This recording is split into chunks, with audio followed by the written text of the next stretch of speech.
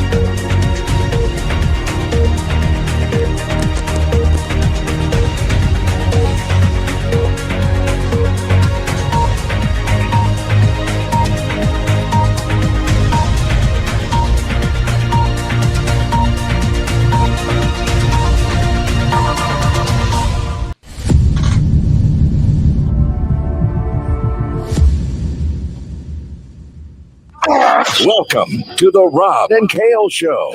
Rob Sanders. His own mother slapped the stork that delivered him. And Kale Hall. He doesn't deserve to be in this business. He deserves to have been blackballed. The Rob and Kale Podcast. And welcome into the Rob and Kale Podcast. I'm Rob Sanders. Thanks for joining us this evening. We have got bold predictions for you tonight. You're going to be a part of that too. But first, let's welcome in my podcast co-host. He is Mr. Carolina Jackpot, Kale Hall. Kale, what's up, buddy? What's going on, guys? How you doing, Rob? Doing, man. You doing all right? I'm doing great. I am fantastic. Couldn't be better. Happier than a puppy with two Peters. I wanted to bring something up. Billy over in the comment section says he went to Food City today, and they don't have Utz chips here in Cleveland, Tennessee. Yeah, dude. I have seen that too when I was in Sevierville, Tennessee, Food Lion, I believe it was the newer one in Pigeon Forge. Back in March, all they had was Utz pretzels, and it was the same at the Food City in Irwin, Tennessee, which is where I normally go to buy lottery tickets and eat at Powell's, maybe like once every 6 months, and they don't have them either. So I don't really know what the deal is with that. They may not be authorized to be in Food City because they've got a lot of private label chips. You know, the Moore's potato chip company that it actually was its own company at one time, if anybody remembers that, the big red M, Moore's. Food City, I think, actually bought that company out and that label, and they actually produce private label chips with that. So maybe that's why they're not authorizing Food Line. They just don't want, or Food City doesn't want that competition. Anyway, you need to talk to them and start a petition as a concerned customer. Other than that, I like Food City, and I'm here for it. I think it's better than Food Lion. Certainly think it's better than Ingles when I go in, but that's just my 2 cents. Let's see here. Everyone likes your beard, Jackpot. Elijah wants to know if I did CrossFit. Yes, I do. Jerome says Walmart has them. Kale's repping the beef tonight. He loves to see that. Says Rob has an SEC bias. Oh, yeah. Rob said it, or Rob is SEC bias. This one's for you. Oh, we don't care. We don't care. Oh, I good actually for ran me. into a fellow Gamecock fan when I was out running the route the other day. I believe where I was in Pelzer, South Carolina, and he said he was a Gamecock fan and recognized me as Carolina Jackpot. And he was talking about Todd. We were talking about, back in the day, you could just only really pretty much listen to the games on the radio because there weren't many of them that were televised. And we were talking about Bob Fulton. And then he told me he actually liked to listen to Todd Ellis. I said, oh, I do too. And he said, I especially like it when he says, are you kidding me? Jesus Christ. Well, Tennessee man over in the comment section, Tennessee man says, go Tennessee. All right, I'm there for that. But then he says, Tennessee better than South Carolina. Okay, well, the scoreboard really didn't prove that out last year, so I don't really know. You can't say anything to Tennessee fans. They're convinced that, not all of them, but there's a good section of them that are convinced that nothing's going to stop them from going 11-1 and Heupel's going to be coach of the year, and Milton's going to be the best quarterback since the dawn of time. And it's just. Well, hey, this is interesting. I was watching our bald-headed buddy, Josh Payton, there a while ago doing his show, and he was talking about Michigan, and he said the NCAA has rejected the 4-game suspension for Jim Harbaugh. Does that mean that Michigan had imposed that suspension on themselves? And no, the NCAA supposedly had that 4-game suspension for him, I think is the way it worked out. Maybe Michigan said, why don't we go get some of those sleazy ass attorneys that represented that dumpster fire program, Tennessee, that got nothing for being the most penalized program ever.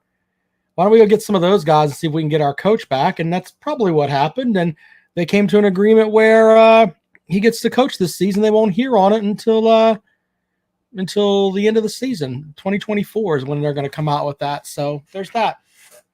Papa B says Harbaugh isn't serving any suspension now. That's right. So he'll get to in the best interest of the kids, because I'm quoting the Tennessee fan now. Well, the best interest of the kids that are there, not that they're not grown ass fucking adults and could transfer. In the best interest of the kids, they'll be able to have their coach there for the first 4 games of the season. So there you go. There's that. Well, that works. I mean, I'm sure they, I'm not sure they beat East Carolina without him. Yeah, Uncle Lou probably put it into a much better words than I did. They just kicked the can down the road, and I think that's a very good way to look at it. And they'll think they'll have another Friday announcement in late July of next year that he's been fined $5,000 and told not to do it again, and then nothing else will come of it. So there you go. Likely. All right. Anyway, we're gonna do bold predictions this evening. We want to get you lined up with them. The link. What Jackpot? What are those diamond studded glasses? You fucking stud. I like it. What is that? Diamond studded. It look diamond studded for me. It looks like something that Dusty Rhodes would have wore back in time. Look at that. Glasses. All right. Well, They're bold reading predictions. glasses. I'm having a hard time sometimes reading the comments, especially at night. So I gotta. Well, why don't we do this where you don't have to read? We'll just welcome in Uncle Lou. Uncle Lou, what's up, buddy? Yeah, I got a couple of bold predictions here. I have an extremely bold prediction that Florida State will be in the ACC on August 14th. They'll be in the ACC on August 15th. They'll be in the ACC on August 16th of 2024. They're not going anywhere. So I can't. The crying will start in 2 days, though, because I've got 155 Twitter screenshots saved of idiot white Tonto fans telling me that Florida State is leaving the ACC on August 15th this year, which, of course, we all know that's not happening. So that's my bold prediction in that. It's just way too difficult for them to get out of it monetarily. There's just no way, and they can't get out of all those loopholes. And they got themselves into that mix. They've won 32 ACC games in 8 seasons. They're 32-32 in their last 64 games over 8 years. They should shut the hell up and try to win the conference. Well, here's my thing: they're just starting now to emerge as possibly a power in the ACC. Maybe even take over the top spot in the ACC. No offense to the co-host, maybe. Why? And everyone knows that's the easiest road to the playoffs. Why would you want to give that up just to go get your teeth kicked in and be mediocre again? Well, and the other thing is, the ACC is not in as bad of shape as Florida State is making it out to be. They're the 3rd highest paid conference. I mean, somebody is always not going to be making the most money. Like the SEC was making the most for a while. Now the Big Ten's making the most. I mean, if the ACC plays their cards right, maybe they're making the most by the time it's their turn to renegotiate their TV contract again. I mean, this thing is going to flip-flop back and forth, but they're acting like they're poverty-stricken.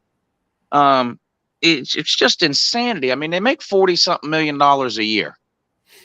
That's plenty of money to run an athletic department. That's plenty of money. I mean, I make jokes about Clemson building ball pits, but look at what these schools are spending this money on. It's insanity. And don't even get me. They're not the ones paying the players, so I don't even want to hear that. That's me, you, and whatever other idiot business owners that are out here giving these players money so that the schools don't have to. But I mean, they're tearing stadiums down to rebuild executives. I mean, how much Georgia, I know, has spent hundreds of millions of dollars on Sanford Stadium in the last 5 years alone. Hundreds of millions just on Sanford Stadium. You get a new practice facility every 2 years. The student lounge gets torn down and rebuilt every 2 years. I mean, have you seen the pictures of LSU's library? Yeah, it's the shits.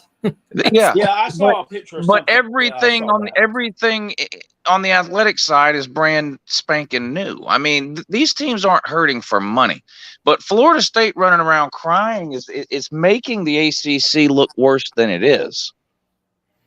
Right. And I agree with you. They're not going anywhere. So maybe just shut your mouth and take your $40 million and move closer to that when they can get out. But Yeah, I know Clemson would probably leave given the opportunity to make more money and maybe to be in a more competitive conference. So I don't think there's anything wrong with internally Florida State wanting to leave, but putting your face in front of every microphone. And here's the thing, all they're doing is telling these idiot fans what they want to hear. There is no plan. Florida State's got zero plan. Florida State's got as much plans to leave the ACC as I do to leave YouTube. None. They don't have a plan. If they had a plan, they'd be out. Because we know they want out. They're not getting out without a long, drawn-out court battle. So I don't know why these administrators and board of trustees people keep spoon-feeding the lowest common denominator of fan so that they can then run all over Twitter. Because what's going to happen on August 15th when there's no announcement made that they're leaving the ACC? What are these idiots on Twitter going to do? Maybe they'll have to start talking about the season, which is exactly what I'm looking forward to. Well, I know one thing. Florida State has turned themselves from a story that was like, well, I don't know, Rob, you're in the ACC, but I think the average college football fan was kind of looking forward to Florida State being good this year. I was. Yeah. I mean, it's been a while. They were going to be there was talk that they were going to be the team that maybe unseats Clemson and then moves them. That's the thing. Clemson's been running over everybody, and so now, like the average idiot like me who doesn't have a dog in a fight can go, okay, maybe Florida State can put something together and this, be good and take on Clemson. It's kind of like when there were people pulling for Georgia the first time when they beat Alabama just because it wasn't Alabama. Now everybody hates Georgia, but now all these Florida State fans make it where I hope they go 0-12. I'm thinking about going out and buying a corn dog hat for that week 1 game. Do you think this is? Yeah. I think it's distractive to the programs that are involved. Not only Florida State, but you've got some others that are moving around, and that's got to be on a lot of people's minds. I just think it's distractive, and I think it can potentially hurt your season. That's just Yeah, they need to focus on the season, like you said. All right, a few quick bold predictions for real. Vandy makes a bowl game. I would not bet money on that one, but it could happen. Vandy makes a bowl game. What else? I'm keeping track of these, Uncle Lou. We're going to revisit them at the end of the season. Okay, Vandy makes a bowl game. Bold predictions. Man, what else is bold? Is Texas makes the playoffs bold? Yeah, I think so. I think so. Okay, Texas makes the playoff. Given the way they've underperformed, I guess you'd say. Yeah. Now some people think Clemson going 9-3 is bold. I don't. They lose 3 games every year. Bold. I mean, they've lost 3 games each of the last 2 years. That's status quo. Clemson's going 9-3. You might as well write that down. All right. Anything else? Bold predictions. Nope, that's good for now. All right, Uncle Lou, we appreciate you as always, sir. Thank you. All right. Thanks, guys. All right, there you go. Uncle Lou joining the program. We have Cooking with Mama Tori over in the comment section says, "Hey, Jackpot and Rob. By the way, I saw Rooster Man put the little video up about an hour or 2 ago. He was beefing with that guy. That was fucking hilarious. He needs to do more of that. That was and I do know that individual. I've seen him online before, and he is a tool bag. So he was right there." Lisa says you have rhinestones on your sunglasses. On your glasses, I'm sorry. What the fuck is wrong with my glasses? I don't understand what. They're girls' glasses. It looks like you should have a bedazzled tube top over there, and you should be wearing that with your bedazzled glasses, sir. That beard's getting thick enough. We can put some bedazzles in that damn thing. Yeah, I might braid it for real.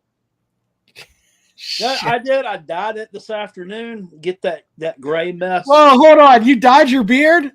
Yes, I did. Yes. Get the fuck out of here. Don't admit that on the show. People are going to think you're old as fuck. Well, I mean, I had a bunch of gray under here, and I don't like that, bro. So I dyed it. I don't give a fuck. God damn it. Jackpot's dyed his beard. Holy shit. All right. Well, anyway. Let's thank our sponsor, Callaways Bar and Grill. Reading glasses, though. I lost my pair, but yeah. I mean, so you stole the wife's reading glasses to read. Yeah, I didn't steal them. Yeah. She let me have them to borrow them, but she set your ass up for the show. I'm picking at you. All right. Anyway, I want to thank Callaways. Yeah. Oh God. Thank Callaways for sponsoring the show. Callaways Bar and Grill. Jackpot sent me this list of participants in the Callaways Pick'em Challenge. You want me to read these real quick, Jackpot? Yeah. I also sent you a text message there though too. There's 4 people missing off that. But I can't pull them up right now. But one of them was Rooster Man, and there's 3 other people that I scrolled back on my Venmo payments, and there was something in the middle there that I thought was the first payment I'd received, but it was actually like the 5th. So I did a video on them this morning, and then I went back and deleted it because I realized I'd left those 4 off. So all right, I'll get that over to you, and then I can make another video in the next couple of days. But all right, so you want me to read these or not? We got about 28 people in so far right now, guys. Yeah. Really need to get some more people in. So I think Rob may be shooting a large email over to the people that have been in the past to try to get those folks in. But we're tomorrow morning when you wake up, we'll be 12 days away from college football. That's true. Yeah, we want to really get some more folks in here. All right, so you want to wait and we'll read these on Wednesday? Yeah, that'll be fine. Right. That'll be so fine. We'll read them on Wednesday. That's fine. That'll be just fine. By then, I think we should have. Hopefully, we get double the amount of participants. People just like to do shit late, People do. By the way, I had another one of those little pillow buddy things that I found. I don't know if you can see it. The Tennessee dog is sniffing Cocky's butt because that's where he belongs. He's carrying the Clemson hat on his back because, he carried him around the football field this year. And the Georgia Bulldog is humping Cocky. So, in effect, he's humping both of these guys since they're kind of connected here because that's exactly what they did last year. And these will only change positions when some of that changes. Come over here. All right. Well, there you go with that. Anyway, thanks to Callaways for sponsoring the Pick'em Challenge. Elijah said he just joined. Very good. All right. Appreciate that. Yeah, so jacked up for that. So thanks to Elijah and thanks to everybody else who wants to get in. I also want to thank really quick here DNC Trucking and Transport, Fireside Chats with Uncle Jackpot. Eric is lined up with his bold prediction. We've already got some from Uncle Lou. What is your bold prediction? I'm going to put the link over here. But Jackpot, DNC Trucking and Transport sponsors the Fireside Chats with Uncle Jackpot. Jackpot, what you got? It sucks to be a Gamecock. Our football team may call on me to play running back. We're hot garbage. It sucks to be a Gamecock. Go Tigers. That message courtesy of Dennis Wilson, DNC Trucking and Transport. Appreciate Dennis for taking care of the show. I'm more athletic and better suited to play that than Dak Joyner, but yeah. I mean, you may end up. Who knows? All right, so bold predictions coming up. You can get yours in now. I just put the link over there. If you want to join, it's right there. And here is the first one. Eric, what is your bold prediction for the upcoming season? Well, I'm a big Mizzou guy, so I'm just hoping that we win enough games so that way Elijah does not get fired or something like that. So Mizzou going to a bowl. All right, cool. Yeah. What else you got, man? Well, it's gonna be a fun season. I know that. Well, he probably needs to win more than 6 games because he's won 6 games the past 2 years and went to bowls and lost them, and they ended up with losing records. And that's what the people are not real happy about, is the losing record. I think they want to see some progress. So I'd like to see Mizzou end up like 7-5, 8-4 after the regular season. So they're not in danger of that if they lose a bowl game. I'm here for it. I'm a fan of Mizzou. Whenever they're not playing the Gamecocks. Yeah. Yeah. Just really All right. underachieved, in my opinion. All right, Eric. Well, hey, man, thanks for joining the program, buddy. We appreciate it. How about See you later. All right, I've got a couple of projections here too, Jackpot. I've got, what did I write down? Oh, North Carolina is going to finish the season 6-6. They're going to be ranked when the first AP poll comes out tomorrow. They will be one of the ranked teams that finishes out of the top 25 because I think the Tar Heels open up with the Gamecocks. They also have App State, and then Minnesota comes to Chapel Hill, and then they go on the road to play at Pitt to open up ACC play. They may lose all of those games. I wouldn't be surprised. So, so there's my one, and then I've got another one. I think that Matt Rule is going to have Nebraska in a bowl game this year. So there's my two. It's not Successful everywhere he's went. The only place that where he wasn't was when he decided, hey, I want to go be an NFL coach, and that didn't work out for him. But I like those two. To be fair, it's not that difficult to make a bowl game. Yeah, but I mean, he's got with what he's got left after the Scott Frost debacle. They brought in. He's got a better quarterback already in Jeff Sims than what Scott Frost had there. So, yeah, I don't think that's that. I don't think that's that bold. I mean, I definitely could see that happening. Well, the North Carolina. Do you remember the North Carolina thing with the 6-6? You think that's far fetched? I don't think that's going to happen. I think them finishing with double-digit wins is more likely than going 6-6. Okay. Well, we'll see. You just got. I mean, I did. Okay, I got a bold prediction for you. No shit. There you Dak go. Joyner, DK Joyner, finishes the season. This is regular season with more rushing yards than Clemson's Will Shipley.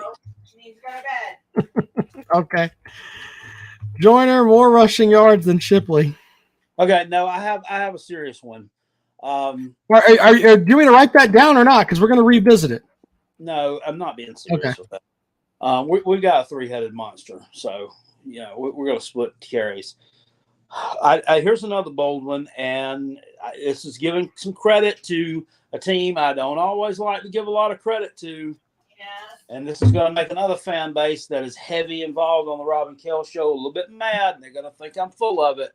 Kentucky finishes second in the SEC East in its final season.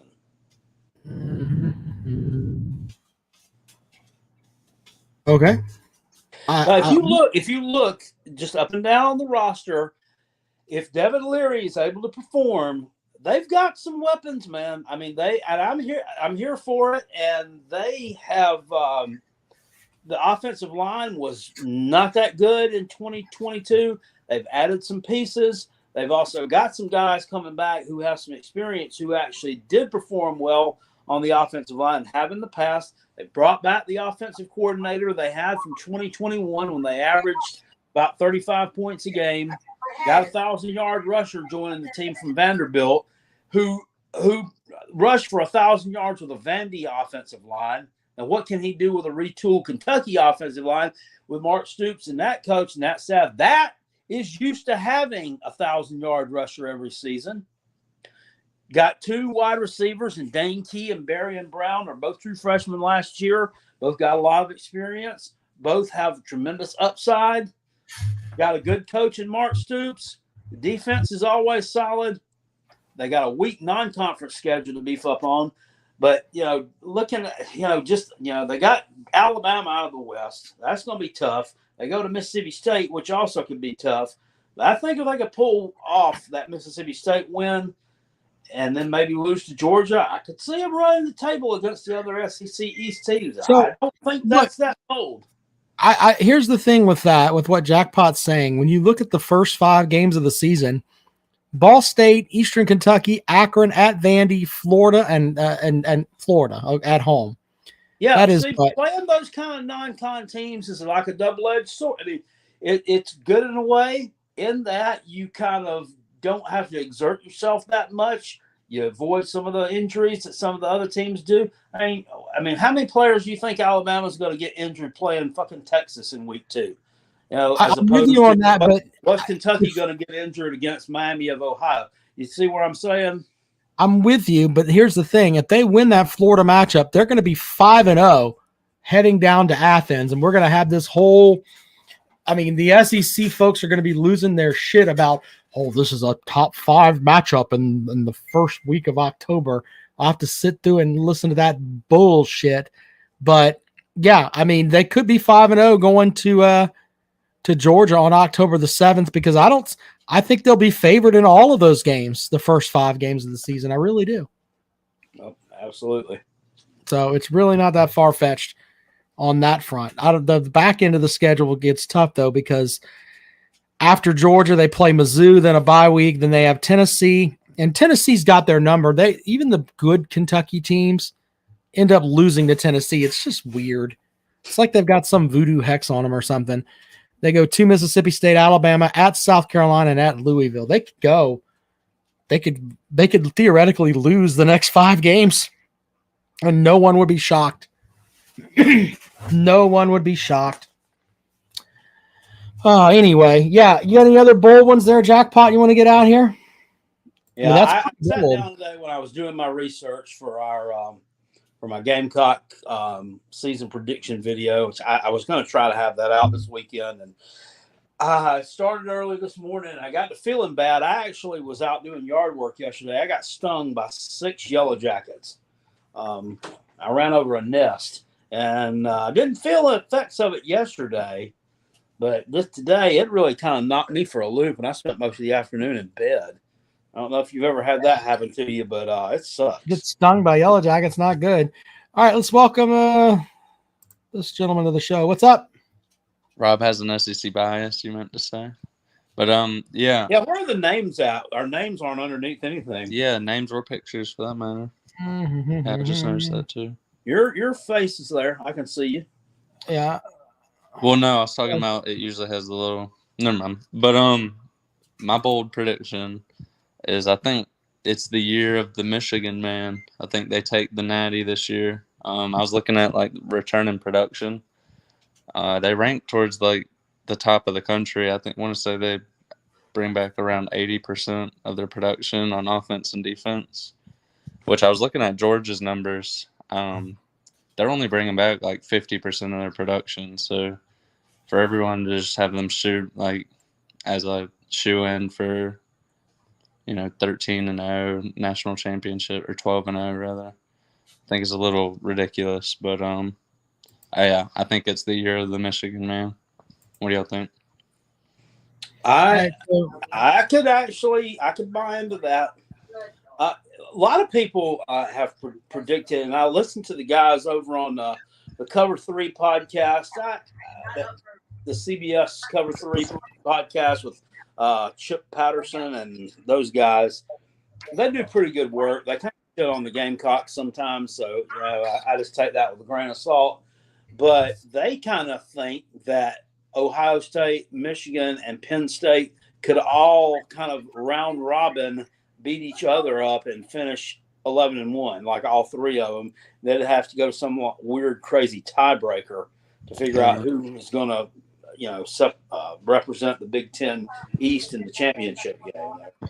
And I just don't feel, like I said, Georgia is probably the best representation from the SEC, and I don't think, they have all their questions answered, even though everybody's just assuming. I don't know about Michigan, though. I'm telling you, Penn State, that defense is strengthened up. If they can stop that Michigan run game, which they couldn't do last year, they have a very solid running game. And that quarterback that they've got coming in, if he's the real deal, they could go undefeated and win the Big Ten, and it wouldn't surprise me at all. I just don't trust Franklin. He's the king of the 9-win season. Yeah, that's true. So I think that, it don't matter who they get. Here lately it's Dabo, though, but. Well, it's arguably they got a harder road at Penn State than Dabo at Clemson. So if you put Dabo at Clemson, maybe he's king of the 9-win season. But Yeah, I might call back in later. I'll hop off and let someone else hop back in. Y'all take it easy. All right, brother. Harry Legg joins the program. What you got, man? How y'all doing tonight? Good, bud. What you got? Listen, my bold prediction tonight's not really bold, I don't guess, if you think about it. But the Pac-10 and the SEC West and the Big 1G East are going, hell, the West too, for that matter, are probably going to be bloody. I think there's going to be more slaughtering going on amongst the conference members, and we don't end up with a whole bunch of undefeated teams this year. I think a lot of people are going to carry some scars. Okay. I don't think that's that far-fetched either. Do you, Jackpot? No, not at all. No. Anything else there, Harry Legg? Well, I reckon not. And y'all can get some other callers. Y'all take care. All right, sir. Appreciate it, buddy. I mean, thinking that they're going to win the Big Ten and go and win the national title. I don't think it's irrational to think they can win the Big Ten, but taking that next big step, that's kind of a big deal. Hunter Slay over in the comment section says, "Sweet USC flag." Jackpot has. That's right behind me there. Yeah, that actually came from one of our Schwab Olympian attendees, Hoghead, Tennessee fan, who came down. He got a little Gamecock gift pack from me and Twisted Rooster. And dude, it wasn't. He got us some nice stuff, man. That box probably was at least $50-$60 worth of stuff. There was a flag, a nice ass damn Gamecock Yeti type cup, man. I mean, it was some nice shit. I was really appreciative of that. All right, there you go. I added the names back there. All right, let's add Ben Dover. What do you have for the program, sir? That would be you. Well, apparently Ben Dover doesn't want to join the program. Oh my goodness. How do you feel on the game? I think it is week 4. Mm-hmm. Another name has come in on the Venmo. I just had to chuckle at the name that he put there, and he wants to call himself. Week 4, I think it is, UTSA, Texas San Antonio, the Roadrunners visit Neyland Stadium. What do you think about that game? Where are you at on that, man? I think there's going to be 100 I'll take the over. Yeah, that's what I'm saying. I'll take the over. Whatever the over is, I'll take it. Yeah, they returned the quarterback. That guy's been there for a while. Frank Harris, I think is his name. Yeah. They've got a really good coach, too, and Jeff Traylor. They have been blowing a lot of teams out. They score a lot of points. I think that could be a problem for the Vols, and I think that's a great squad for them to be playing the week before they play the Gamecocks. I don't think we could ask for them to be played because it's somebody that's going to stretch them vertically. You know what I mean? Yeah, well, that and teams that run like an up-tempo style don't like to play teams that run an up-tempo style, I believe. No. So, and I don't know how good the Tennessee defense is going to be. And see, anytime I say this, the comic section over there will lose their shit. We're going to be the best ever, Rob. I just don't know how good your defense is going to be. And to be honest, if Milton was such a great quarterback, how did he get unseated by a cast-off from Virginia Tech? I mean, these are valid questions that if you don't suck the Tennessee tit, you would put out there as something that you'd be concerned about. Well, I think his mechanics were bad when he came to Tennessee, and I think they've worked on him a little bit. I mean, as you know, in the Orange Bowl, I mean, he looked pretty good. Sure. If you want to hang your whole season on that, okay. I mean, you guys were, your defense wasn't exactly the shits. I mean, he did pretty well. Sure. I don't think he's going to be as great as he's not going to put up the numbers that. You got to get all salty and all short. No, come up with an opposing viewpoint. Let's have a fucking discussion. I am having a discussion with you. I'm saying that I don't think he's going to have whatever. He's not worth a shit. No, did I say he wasn't worth a shit? A Vanderbilt team that had just went out and won 2 SEC games in a row and kind of gave the Gamecocks a hard time up until the fourth quarter. They blew them out. Look at you can't mention Tennessee without the dumbest of the dumb. Good enough to beat Clemson. Tennessee is your daddy, Rob. Why not ACC champs, Billy Cole? It's not the same season, you goofballs. Why is it so hard to admit that you lost to them? I did during the 2021 season when Clemson kicked us in the dick. I said we just can't compete right now. We just can't compete with them, and we got something to get more competitive with them. I didn't run around saying, "Well, I mean, I gave them their props for winning. I told them it was like a Super Bowl for them. What do you want from me?" That's not giving them their props. That's a roundabout way of being a No, it was a huge win for their program. It's probably the biggest win they've had in 5 years. Probably. Yeah. So there you go. What do you want me to say? No. You're going to put on a Tennessee shirt and run around and Josh Heupel's the best ever. I mean, do I have to do that? Do I have to do that? I mean, come on, man. Do I have to sit here and they're the best ever? That's the third Saturday in October game. Sure. They got the monkey off their back there. That's the biggest win that they've had in years. All right. Well, I guess when you've lost 17 straight, you know what? I apologize, Jackpot. When you've lost 17 straight to a team and you break that streak, that's probably the biggest one. You're right. Oh, yeah. I mean, here, Todd's got a good point here. They had without doubt, it's hard to put much stock in bowl games. 5 years ago, if you'll remember that. So that's they've come a long way. Bowl games don't matter. I've said that forever. Only dum-dums think that they do. If you're not in the college football playoffs, your season ends the Saturday after Thanksgiving. It's pretty much the way it is. You could talk about, we won this game, we won that game. Doesn't matter. Doesn't matter. Sorry. Doesn't matter. Opt-outs and everything else. So, anyway. Kentucky Durban says, bold prediction, Milton does not finish 2023 as a starting QB, and he will not be injured. MFer is the epitome of overrated. Well, nobody said he was rated to be anything, sir. I don't think anybody's coming out and saying Milton's. Anybody watch Will Levis in that preseason game yesterday? No. How was that? He stunk it up, man. Sucks. Oh, goodness.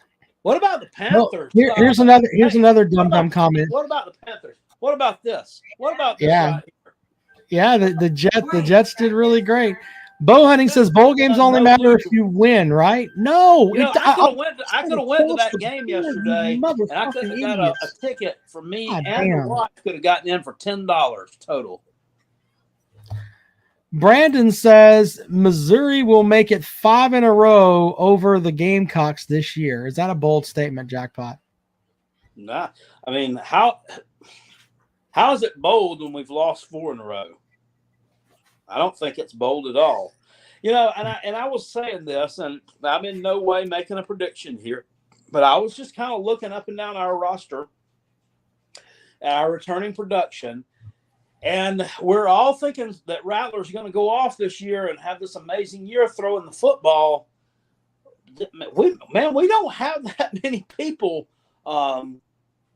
returning that have caught a significant amount of yardage. I mean, you got Juice Wells, and that's pretty much it. We've got some transfers coming in, which we think will be good. I think the Eddie Lewis guy from Memphis is going to be underrated. I think that guy has the potential to be another Juice Wells or have those type numbers. I don't know. We'll see.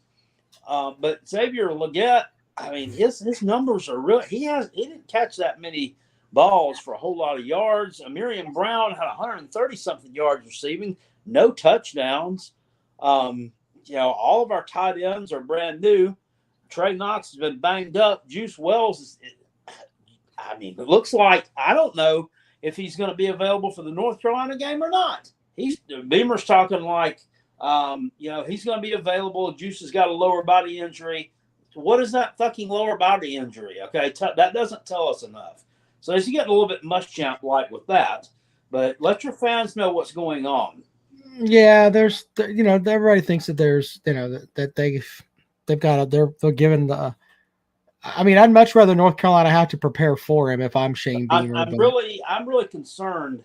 I'm concerned a lot with the lack of production that we've got returning. I'm concerned with a lot. I think that South Carolina's defense is going to be better than people are giving it credit for being. But you're returning Mo Kaba and you're returning Jordan Strong on the defensive line. Both these guys are coming back from ACLs, played very little last year before they got injured. I have no doubt they're going to be able to come back at 100%, but how effective are they going to be? I don't know. That's kind of concerning to me. So, I mean, I'm just looking at that schedule. I'm looking at the amount of people returning, and I'm kind of cringy with it, sir. I'm kind of cringy with it. I'm not. I mean, it wouldn't surprise me at all if we stepped on our dick. A lot of people don't want to hear this, and I think we've got a good enough quarterback to for this to not happen. They could go 4-8. They really could. Frothy Tavern says a non-CFP bowl game is the equivalent of a soccer-friendly. Bow hunting with another dumb comment. Rob can dish it out but can't take it. Flaps his gums but don't like it back at him. You listen to me. I've said the same thing. You give off that whatever. Vibe. Well, if that's the vibe that you've got, then I can't help you. Can't help you, sir. I'm not. That's I take a beating from all of you people, so it doesn't bother me. The problem is that the problem here's the problem. I look at your team for what they are, which is not very significant. You're not this blue blood program that you think you are, and that pisses you off. And you think because you won a bowl game that half the team didn't fucking play in, that you're back to being fucking 1998. Know who you are. You are a cheating program. We know that. Your coach is the third choice that they had there because they interviewed Tony Elliott for sure before they interviewed him. Nobody really wanted that fucking job. Let's just be honest. I mean, who the hell wants to go there anyway with all the cheating that's going on? You guys killed Jeremy Pruitt's career. He came in as like this well thought of defensive mastermind. He got there and got stupid and didn't know about asparagus and everything else. That was like 20 years ago. He was an idiot before he got there. Mark Richt was about to have to let him go just because of his attitude and stuff, man. He was a nut. They probably should have never hired him in the first place. That was Billy says, yes, we are, Rob. Google top 10 winningest programs. I don't give a shit what your record says. I don't see you as a blue blood. You haven't won shit in a fucking decade. You won shit. War Ankle. You lost to Georgia State 2 seasons ago. Shut up. War Ankle in the comment section says that he's been trying out a different Utz product every time I stop at Spinks because of you. Appreciate that, War Ankle. In the Spinks and QT stores that I work, if you'll notice the ones I work, you'll have 3 feet there, 3 to 4 feet, and I try to do a different flavor. Boom, boom, boom, boom, boom. About 8 flavors across here, 8 here, 8 here, so that you get a full variety. Not all of them do that. Some of them will do 3 rows of this one, 3 rows of that one. Not me. I try to put the variety in too. If you go to a Dollar Tree, how many flavors are there, Jackpot? Oh, there are a lot, man. There are a lot. So there's 8. I didn't know there were that many. No, there's like more than 8. There's probably about 30-something in our warehouse, just at the small bags. Damn. Now, I mean, I can't speak for Columbia and that. I don't know the warehouse there. I don't know what they're ordering in and what they're carrying. And I know for a fact in Charleston, they really don't do it right because Mr. Mike Bridges has told me he can't ever get the salt and peppers there. All right. If you want to join the program with your bold predictions, have at it. There's the link right there. So there you go. As the Tennessee man over there fighting over, oh my God, we're a blue blood program. Blah, blah, blah, blah. No, you're not. you can type up every fucking number in the world. I'm not going to acknowledge you as a blue blood program. I love it. You've won nothing since HDTV came out. We have to go back to VCR tapes to see your best moments in Tennessee history. The only thing you've done that is considered, I don't know, worthwhile is you let Peyton Manning go to the pros after he did the debacle in the damn locker room, and you guys covered that up. So there's what you've done to help football. The NFL got Peyton Manning out of it. Brock with a good point. They're a blue-balled program. Did you see that? I don't know if you've seen this or not, but Shane Matthews, who was like Spurrier's first real quarterback down at Florida after he got there, he was in the first SEC championship game there when they played Alabama, has a podcast, and he was saying that he thinks that Graham Mertz, who the transfer from Wisconsin, who will be starting for Florida this year, quarterback, is a better quarterback than he was. Talking about him himself, and Danny Werfel, if you'll remember, who won the Heisman there in the mid-90s with Spurrier. Do you think that's? Do you think he's just blowing smoke, or he really believes that? I mean, I think that Matthews is a Florida apologist. He's like these line of Tennessee fans over here that are just, running their mouths about, oh my God, we're a blue blood program. He's going to say the same thing over and over and over again. Because Mark does the interceptions as he did touchdowns at Wisconsin. And I think there's a lot of people saying Wisconsin's winning the Big 12 West this year. No doubt about it. I think it won like 8 games last year, maybe 7. And I read something where, and I can't remember where I read it, but it said that they were going to be this year's version of Tennessee from last year. Yeah, but here's my thing with that. I know Luke Fickell's a good coach. He proved himself at the Group of 5 level with Cincinnati. There's really not much more he could do with that program. And Phil Longo, they brought from North Carolina. Do you think that they're going to be able to recruit the type of athletes to Wisconsin year in, year out to be able to run that kind of offense there? Because I don't necessarily. They've never done it before. Never. It's always been a pound team, 3 yards in a cloud of dust, whatnot. Had some amazing running backs come through there, some tough running backs too, all the way back to Ron Dane. I think back before that. I mean, I just don't see it. Your bone is right there. My dog's over here giving the wife grief. I may have to go put him up in a minute. I agree with what you said about that, but there are a lot of people that are in love with Wisconsin, and I don't know if they're going to be the team that people think they're going to be. But I mean, Fickell's done well everywhere he's went, though. I mean, there's that's for sure. So I don't know. He's only been a head coach at Cincinnati. I don't unless he had a. Yeah, but I mean, he's won games there. He took them to the playoff. That was the first power. That was groundbreaking, definitely. So I mean, maybe the guy knows how to coach.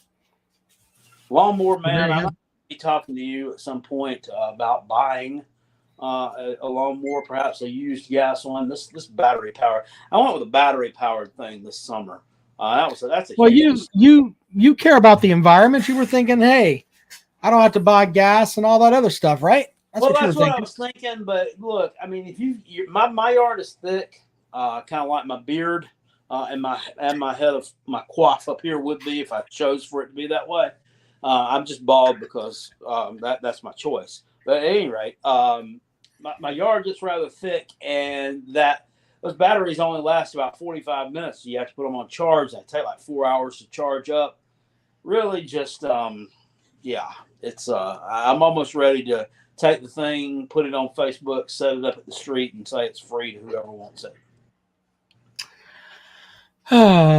You might be right with that. Let's see here. But what I got rid of my last lawnmower, it was a gas lawnmower, and it was a good lawnmower. I gave maybe $150 for it. I got it off Lowe's like 2-3 years ago.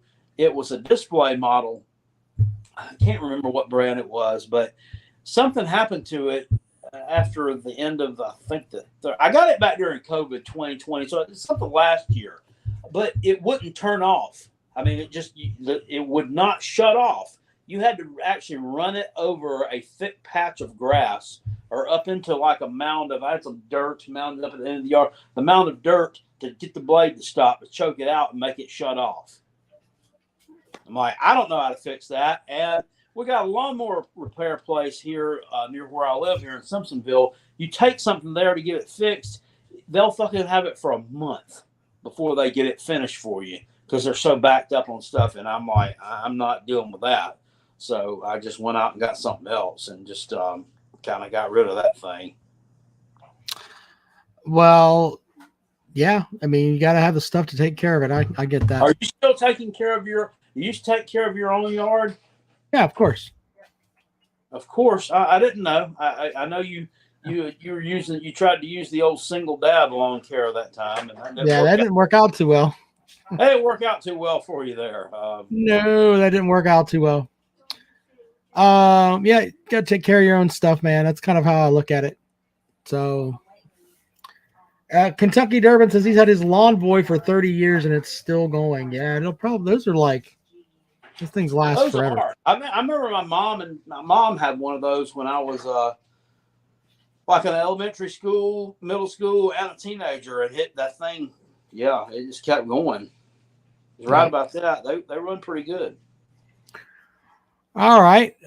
Final call for folks to join the show. I'm putting the link in the description again. If you have a bold prediction, to read back some of the ones we've got so far, Jackpot. Let's see here. I've got Matt Rule does the unthinkable and has Nebraska going bowling in year 1. North Carolina finishes 6-6. Kale has Kentucky finishes 2nd in the SEC East. You know what? I'm going to go with that too because fuck the Tennessee fans. I'll sign my name to that one too because they don't deserve anything. They cheat their ass off. They don't deserve anything. So I'll put my name on that one too. Probably SEC bias. South Carolina will only get worse as the SEC gets better with Texas, Oklahoma. That's kind of a dumb statement. Oklahoma was terrible last year. I mean, and what have they done to show they're going to level up this year? I mean, I really don't. South Carolina's not scared of those teams. Look, we're fucking recruiting better. We're bringing in 5 stars. I mean, I think you're way off base there. Speaking of that, and this is not, I didn't mean to cut you off, but sure. Shane Beamer was talking about Nicholas Harbor, and that's one we haven't talked about a lot. That's kind of a wait and see type thing. This kid, did you know he of course we know he's 6'5". He's up to 200. He's at 245 pounds. With the kind of speed he's got, I mean, and Beamer said he is not afraid of contact. I mean, he's shown that from playing on the defensive side of the ball. I mean, could you imagine being a safety out there? You're 5'10" and I don't know, 195 pounds or whatnot. I mean, this motherfucker comes at you. I mean, are you wanting to tackle that? I ain't. I mean, that. I think the thing with. Well, I think the thing with him is that I don't know what position they're going to play him at. Because I've heard he could play tight end. I've heard he could play on the defensive side. I mean, he can play in lots of different spots. I don't know where they're going to put him, so it's kind of hard to put a measuring stick on him. Put him in the slot, just send him down the middle, just have Rattler just toss that thing up to him and have him take it down the middle, run a post route. What can he do with it? I'll figure that out. We'll see. Let's see here. Rob has an SEC bias, says Michigan wins the national title. Uncle Lou says Vandy goes to a bowl game. Texas makes the playoffs and Clemson goes 9-3. Eric says Mizzou is going to a bowl game. Rob has an SEC bias. Rejoined us. What do you got, man? Hey, I thought of something that I wanted to say before y'all got off. Sure. I guess you can call it a bold prediction, but I see South Carolina running because I think they moved Luke Doty to wide receiver. I see Shane Beamer dialing up a triple pass this year. Rattler to DK, DK to Doty, Doty back across the field, touchdown. You heard it here first. Okay. Why not? I don't doubt it. I remember when we went to East Carolina 2 years ago. They got the opening kickoff, and the very first play of the game, I mean, they throw a little pass out in the flats, and that wide receiver hauls off, and he just corks one down the damn sideline for like a 80-yard touchdown pass. I'm like, what the fuck just happened? They had all the momentum after that. We should have lost that game. Jay says you got to love the stoners. Apparently, Rob has an SEC bias as a stoner. Or at least Jay sees it that way. Yeah, I don't know. we'll have to see how that works out. But yeah, I mean, any other bold predictions before we get out of here? Richard says if they make a bold prediction that if they try that triple pass, there'll be a pick six. It could be. Billy Cole says that he wants to see that circle jerk play that Clemson ran last year. Oh God! Now that play, I'm calling that the flower of fuckery. That's what that play is called. Put that one on the shelf and let it stay there. Yeah, that's Jesus Christ. They should never have run that play ever. Jesus. Well, even if Maffa hadn't fumbled the ball, I mean, they really didn't get that much out of it anyway. You know. All right, so Yerder sent a super chat here. Beamer one-on-one interview on Carolina Jackpot. YT by 25. There we go. I don't know what that means. I know he watches this show. Of course he does. He absolutely does. TJ Bird says Milton ends up in New York at the end of the season. Is he going to a Jets game? What's he going to do? Let's see. Man. Texas A&M wins the championships with Petrino. Thank you, Big Barney Ross. That's kind of funny. That's funny. Randall says, how much longer will the All Cupcake Conference exist? I've never heard of an All Cupcake Conference, sir. I don't know what you're talking about. That's like people talking about, there's a Carolina in South Carolina when the only Carolina is actually in North Carolina. I don't know what you're talking about. Hey, I really just don't see that happening. I don't see the ACC going away. First of all, I mean, it's been around too damn long. Second of all, I mean, there's a lot of basketball history there. Would you not agree? There is. First of all, we have to thank Paul White for the $20 super chat. Thank you, Paul. Thank you very much. Stop it. Yeah, no, don't stop giving $20 super chats. I think he was talking to his dog. I was talking to this little dog outside the door. She's banging on my door. Yeah. So look, here's the thing with the ACC. They feasted too long on. The world wants to see this Duke North Carolina basketball game, which in my opinion is like watching two goats fuck every year. But they've sold that to ESPN, and ESPN's like, oh my God, we have to have Duke and North Carolina when they play basketball. And I think that ESPN's like, yeah, that's great and all, but in the end, we'd much rather have a better football product. And when your commissioner comes out and his first thing that he says when he comes out is, we're going to pay more attention to football. That means you haven't paid enough attention to it. So, and football is what draws money. Yes, you can have Duke and North Carolina. That's good for one day. And all these idiots that love Duke and North Carolina can sit around and play share the condom as they circle jerk each other. But in the end, it's all about football. And that's where the ACC is behind. And if it does come undone, it's going to come undone because of that. So there's that. I think the ACC made a mistake and I don't know how much the ACC was involved in it at the time because, we didn't get news on that stuff quite as readily as we get it today. But I think it was a mistake when they let Maryland get out. I think that was a big market that they lost. Yeah, but look, I mean, let's just be real. Which is an absolute wet fart, in my opinion. Right. You and the comrade sent me a group text today about, what was it, Cal and Stanford joining the ACC and Clemson voted against it or whatever. We can goof about that, but let's just step back for a second. What do Cal and Stanford bring to the ACC? When you really stop and think about it, when we know that football is king. Stanford has the ability to be a good football program. I mean, they're not that far removed from some really good years. All right, but look, last season, I went. And they both had decent basketball programs, and we laugh and we goof. Stanford's got a world-class women's basketball program.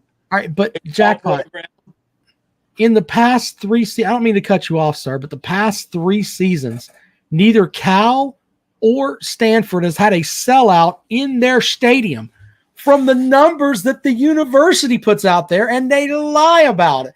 They can't get enough people to come to their games in-house. Well, And they're not bringing shit to the ACC. 2020-21, I can kind of forgive because we were just coming down. We were coming off COVID. You know, those people out there were a little more cautious and a little more, you know, it's a different world out there than what it is here. So I can possibly see that 2022 they don't have no excuse for. I can't defend that. But the Stanford product and the Cal product both years was not good in 2022. So all right. Well, look, I mean, I'll have to research more into that, but the reality is that on the good Cal, I don't, you know, they on have the Rob has an SEC bias with the super chat. South Carolina wins the East in 2025. We're talking about this season, sir. Yeah, well, there's not going to be an East in 2025. I just think that, and you know, ESPN putting out this whole thing of, oh, well, Stanford is considered the best athletic program in the country. Brother, you can be the best program in the country, but on the football front, you haven't won shit. Yeah. And that's where the money is. Kentucky No one's going to get. They bring a high expenditure on jet fuel, dumbest thing ever. Brother, you don't think it's a long way from Miami to Boston? Yeah. Well, and that's fine, but it's just when you step back, I don't see what Cal and Stanford bring to the conference. And here's the other part. You have the idea of, we talk about the travel, right? When you have two teams that are out there, two of your 14 teams, however many teams that it's going to be, I mean, you have to go completely across the country. We're not just talking about, and this is the area where it's not about more than football that matters. You're going to take the women's golf team has to go out there and play. That's, 11 people, let's say, that you've got to fly across the country and back. I mean, just the monetary end of it is bullshit. And so it's not a good business decision to bring them into the conference. If the ACC was trying to swing the big dick, what they would do is they'd go to Maryland and be like, look, you need to bring your ass home, get West Virginia, and then tell Notre Dame, stop being a fucko and join the conference. If you can't, you're not going to come here and get this conference money for your basketball, baseball, and all that other shit. Go play in the Big Ten with all that nonsense. See if they'll give you the same deal that we gave you. You've had your sweetheart period. We saved your fucking ass during COVID when you wouldn't have had a season at all. You owe us getting the goddamn conference. Bring those three teams, and then you can actually talk. But the ACC is being a limp dick bitch. That is the absolute truth. They want to add these teams. Oh, well, that'll help us on the Directors Cup. Fuck Stanford and Cal in the conference. It doesn't help at all. We'd be giving them a lifeline because their conference has gone to shit. And that's the truth. Yeah, I don't know. I don't know what's going to become of them or the Beeve and Washington State. That's kind of weird. I mean, are they going to go independent? What are they? I mean, what are they? I'd rather have the fucking Beeve. If you're telling me I've got to have two West Coast teams, give me Oregon and the Beeve. I'd rather do that. Then you could schedule your things where you stay up there and play those two games. I'm just saying, it's just stupid. You shouldn't have those teams joining your conference from that far out. It's just stupid. Just stupid. All right. Anyway, I didn't mean to rant there, Jackpot. What else you got? I don't have anything left as far as the bold predictions go. I just, I don't want to hear about any more injury news. It's kind of that Juice Wells thing kind of has me worried at South Carolina. So I hadn't really been in a good place since I've heard that news. Yeah. So the rumor about Juice Williams was he broke his pinky toe. I don't know. I mean, that's something that could fuck with you a little bit this season. Biscuit joins the program. Biscuit, what you got? How's it going, guys? I was going to give you my quick predictions. Oh, let me add these to the list, sir. All right. So go ahead. I've already given you one, which was Georgia Tech is going to go 8-4. That was kind of my surprise for like an underdog type team. I think they only are predicted to go 4 wins. Mm-hmm. In the Pick'em Challenge, I will go no worse than 27th. Okay. Gets a trophy, I think. Yeah. No worse than 27th. Very good, sir. What else? Anything else? Well, if opposing fans will complain about UGA's schedule all year long. That's I don't know if this is a bold statement or not, but how about the idea that Georgia drops a game? And I'm not trying to piss off Georgia fans. I'm just saying to go as long as they've had in the regular season, because the idea that they could have 3 straight seasons of 12-0, I mean that is monumental. And I'm not pissing up their leg. They've got the talent, they've got the coaching, they've got everything else. But I'm just saying maintaining that level of excellence where you don't lose a regular season game for the 3rd season in a row it's tough on any program. I mean, is it that bold to say Georgia losing a game is that far-fetched? I picked them to go 11-1. I never picked 12-0. It's too hard, and I don't care what the schedule says. I mean, it's not about about whether you're favored in every game. What it's about is you say, well, who are they going to lose to? But it's not about that. What it's about is if they're matched. The other thing with that too, and I don't mean to cut you off on this, but we don't know about the injuries and everything else. I mean, they could have, 1 or 2 injuries in a game. They don't have enough time to make adjustments, and it could throw them off. You could drop a game. You really, really could. Yeah, I mean, when you're say a 75% favorite in every major game, the odds are that in 3 or 4 of those you are going to lose one. That's just the way it is. So I mean, what if the kids read their own press clippings? Because like I've seen press clippings like, it's Georgia versus everyone else, and they've got more. The only team that may challenge them is Alabama. When you hear that, I mean, you're 20 years old. You think you've got the biggest wiener in the yard, man. Yeah, well, I mean, I think the biggest question I have too is it's kind of funny as we've gone from Stetson Bennett being a weakness on the team to how we're going to survive without him, right? Like that's what a lot of the opposing fans are saying. But the truth is that the dimension he added, where he could take off and run and save us and get us a first down, the way he did. Right. I know Carson Beck can run a little bit, but it's not going to have the same effectiveness. That concerns me a little bit that we don't have that dimension anymore. And we don't know whether Carson until guns are blazing, man. You don't know whether Carson Beck's a gamer or not.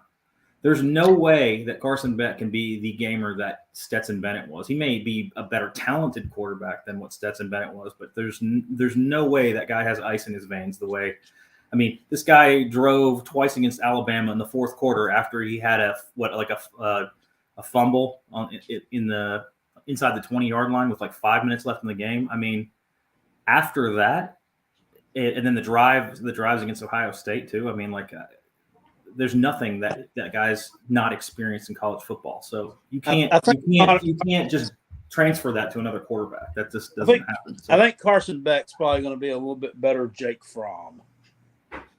Well, I think so, talent-wise. I mean, he the one thing I like about him is he can throw with precision, and then he also, unlike Matt Stafford, who would just everything was 80 miles an hour, right? I mean, he can throw with touch, and he can throw deep balls, and so. The problem though that what they're saying from practices is that we have a bunch of B+ receivers, but we don't have an A that stepped up. So that's another problem. I mean, well, you have Bowers. Well, that's not a receiver, sir. Receivers, but yeah, you're right. Oh, no, I mean, I think he's a receiver, sir. He's a guy that's going to catch a ton of balls for you guys. No, there's no doubt. They do. I mean, in order to win a national championship, you can't just have a tight end. You've got to have. How about this? Bowers. Here's another bold prediction for me. Bowers ends up being the SEC Offensive Player of the Year. There's my bold prediction. I don't think that's that far out there either. Offensive Player of the Year.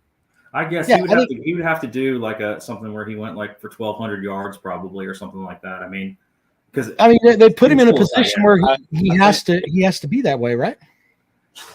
Yeah, he has a chance to do that, but the problem is if you have a quarterback that throws for 4,500 yards and 45 touchdowns or something like that. It always gears itself towards the quarterback. Hey, I don't know if I've ever mentioned this on the show. I'll mention it somewhere else. More likely for that. I have a solution for the Heisman Trophy. Speaking of that kind of thing, so I don't know if you guys are interested in hearing that, but sure. I can't stand the Heisman Trophy because it's always the shiniest pony. It's not the best player in the country. It's just the shiniest pony or whatever. But why don't they take all the other awards, like I forgot all the names of them, the Biletnikoff Award for the receivers and all that stuff, and take one from each position grouping and have them all go to I think there's like 7 or 8 legit. Obviously, you're not going to have the kicker, but there's 7 or 8 legit ones, and have them all go to New York, and you pick from there. And I know the first response will be, well, a quarterback or a running back or receiver would still win, but what it will do is, since you've narrowed down the focus to only a few players, you could potentially get people looking at the offensive tackle that has 18 pancakes and has not given up a sack for the year and all that stuff. And I think slowly over time, people will start to become more educated on how important those other positions are. And even though they don't have statistics, you could still end up with them potentially winning in an off year for a quarterback or someone who doesn't win their big game. Or the way that the Heisman sets up with their voting, where all the Heisman Trophy winners get a vote, and then, they set it up by regions or whatever. I kind of like the way that you have it there, because then you can't have, the third best quarterback from a conference that one section of writers is absolutely in love with. They'll go up there and get him voted as the second best quarterback out of a region or whatever. Mm-hmm. And that will steal from someone else, and their ability to get votes. Yeah, we'll give you the 8 guys that you should be voting for. Mm-hmm. They're the winners of all these, the Maxwell and all of that. Yeah. We'll have the 8 there, and you can only vote for those 8. Go fuck yourself.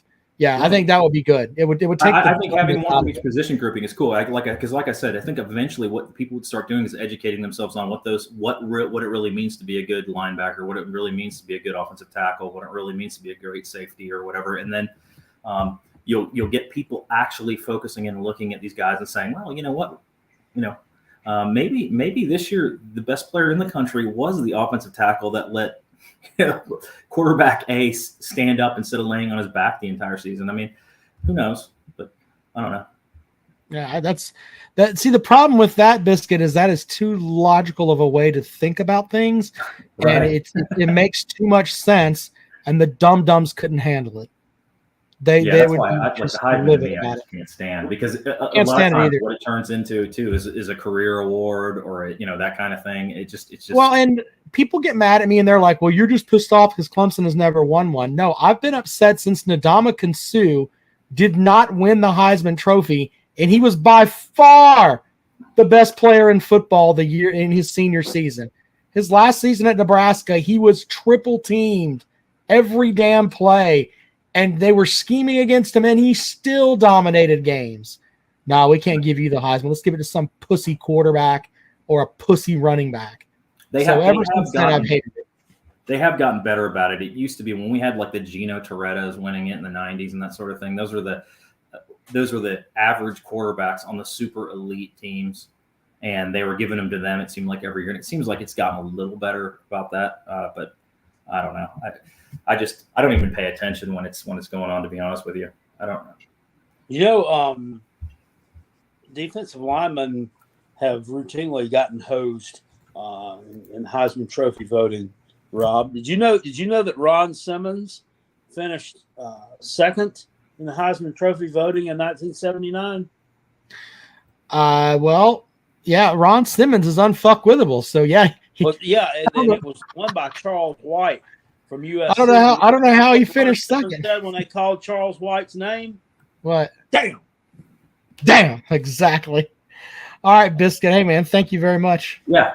Talk to you guys later. Oh, by the way, just real quick, I put a message on there. I sent you money for the Pick'em challenge. I hope you do well this year, but I want Biscuit on there, not my name. Oh no, we don't want your name associated with this program. Use your surname, sir. My name is not very common, so it's easy to find me. So All right, brother. Appreciate All you, right, man. See you guys later. There you go. Tiger in the Burrow over in the chat says, I hope Duke lets Clemson move the ball some late in the fourth just to build a little momentum. Well, I mean, Clemson's going to be throwing the ball late in the fourth because they're going to be behind. So I can't wait. I just can't wait. I hope Duke holds on. Jackpot. Look, I wanted to ask you about this before we get out of here. I told you I'm taking my kid to Darlington on September the 3rd. That is a Sunday night.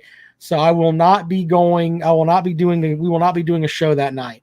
Can we do a show on Labor Day and for the first half of the Clemson game? I don't have a problem with that. I'm going to I'll plan on doing maybe I'll do a watch along that night of the LSU game. With that, I'll probably just join in on Uncle Lou's. All right, Mike the Tiger joins the program. What do you got? Mike the Tiger just left. Kind of difficult to do any kind of live stream when Lou is doing one and get any real interaction with it. Traction, but look, we'll do it that night, and and we'll make sure that we have that going on. I mean, we'll see if you're right or if Pigskin Pete is right. I mean, we'll see how that goes. Why not? A little bit delusional. How is he delusional, sir? It just is. We can't. I mean, he can't expect the fact. Look, I know they're favored. Look, I know it's more likely that Clemson will win. But I mean, it's not out of the realm of possibility to think that Duke could win that game. But he won't admit that. There's just no way. There's no way, no how. It's not happening. It's very stubborn. He's getting very stubborn, kind of like someone else I know that also pulls for the men in orange and purple. Just saying. BVD, I mean, I don't want a lot of people are asking me to get you and Sports Talk Jay on a show together. Are you down? Absolutely. I'm here for it. I like Sports Talk Jay. Yeah, well, and I went on Pigskin Pete's show the other day, and I told him, I was like, I'm disappointed in you, sir, because I'm not. You won't admit that there's a chance there that you can lose that game. It's a very real possibility. I know you're nervous, brother. It's not. I mean, hell, I sat here a while ago and talked about our roster, and I said I'm not all that confident. I'm not all that confident going into this season. I mean, you guys, you got to acknowledge your shortcomings and don't just be like, oh, dear, we got us a new offensive coordinator that scored a whole 7 points in the national championship game. So we're going to be God again, and we're going to win 13 games. And, no, it doesn't work that way. Look, I'm just telling you, I went on his show and defended you and said, Pigskin Pete, you're taking advantage of Carolina Jackpot, sir. He bullied you into taking that bet, and I felt bad about it. I went on and defended you, sir. I was trying to look out for you. PCN Pete says no one is scared of Duke Jackpot. Stop it. They have a Duke Jackpot. That's cool. No one is. That's the thing. These people hate Clemson so much. You weren't scared of Pitt a few years ago. You weren't. No, we're not. Last year either, and we beat that. Brother, out. we are not. We are not scared of fucking Duke. All right. Okay, well, maybe you're not scared of them, but you have to acknowledge the fact that that's a pretty good football team. They're not a good football team, sir. They'll be lucky to win fucking 7 games. Last year. That's pretty damn good. Their over-under is 6 games, sir, by Las Vegas. Head coach, they won 9 games at Duke. That good for them. This season, their over-under in Vegas is 6. No one has any respect for them, sir. You have to win more than 9 games more than once to be considered viable. Stop it. Sure. Stop. Sure. Okay. I mean, I feel bad that you're going to have to send Pigskin Pete that money. I hope he doesn't light it on fire on his show like $5 at a time and just burns it. I'm just saying, because that's kind of what I would do. Why not? He's stealing money from you, sir. He is literally stealing money from you, Jackpot. Oh, I'm going to remember this when oh my God, damn it. I hope they beat y'all's ass. I am just, I'm here for it. I'm here for it because you're overconfident and you're going to get exposed. don't worry. I've got clips of you and the comrade and everybody else talking about, oh, Clemson's going to lose to Duke. It's a fucking sea of stupidity. That's what it is. See, Like all of y'all got, yeah, every one of you that are picking that is a sea of stupidity, sir. Sea of stupidity. So anyway, there's that. Yeah, they're going to be interviewing Will Shipley after the game. He's going to be like, I just couldn't hit the holes. I mean, they wouldn't stay open long enough. You know what? I completely agree with you, Jackpot. He will not hit a hole in the second half because he's going to be on the fucking bench. They don't need him. All right, so Vad's going to be tore. Jesus Christ. You know, are we done, Jackpot? Are we done? I suppose if you want to be, it sounds like you do. All right. Hey, you know, the only time the Heisman Trophy committee got it right was when they picked Desmond Howard.